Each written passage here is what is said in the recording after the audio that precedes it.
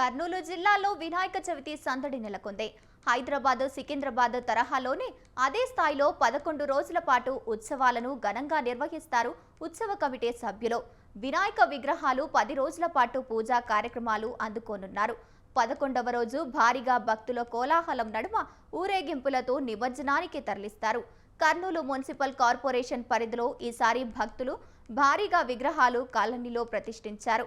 కర్నూలు జిల్లాలో వాడవాడలా గణనాథులను నిలిపారు. పైగా విగ్రహాలను ప్రతిష్ఠించారు.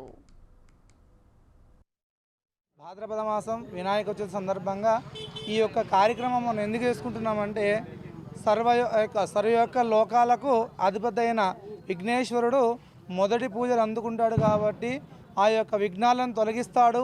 ఈ యొక్క భూమండలం పైన ఈ యొక్క వినాయక చవితి ఎందుకు జరుపుకుంటున్నారంటే ప్రజలందరూ కూడా ఈ యొక్క విఘ్నేశ్వరుడు ఈ భూమి పైన విఘ్నాలను తొలగించడానికి స్వామి విఘ్నేశ్వరునిగా ఈ యొక్క భూమి పైకి వచ్చి ఈ యొక్క 9 రోజులు ఈ యొక్క నవరాత్రులు అంతా కూడా భక్తుల వాళ్ళ యొక్క కోరికలు, వాళ్ళ ఇష్టకామ్యార్థాలు, వాళ్ళకు ఇష్టమైనది వాళ్ళ విద్య, బుద్ధి, జ్ఞానం అన్నీ కూడా కల్పిస్తూ స్వామి ఈ 9 రోజుల పాటు వాళ్ళకు అత్యంత వైభవం సర్వమతం కలుస్తారు.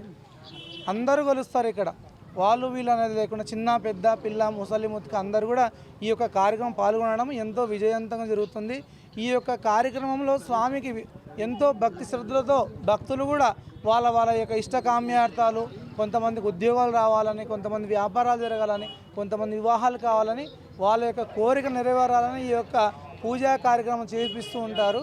స్వామి కూడా భక్తుల కోరిక మేరకు ఈ యొక్క సంవత్సరం ఇంకా కొద్దిగా మళ్ళా సంవత్సరం కొద్దిగా ఇంకా ఈ యొక్క భగవంతుడు కూడా భక్తులు కూడా ఈ యొక్క భక్తులందరూ కూడా వాళ్ళు బాగుండాలి, వాళ్ళతో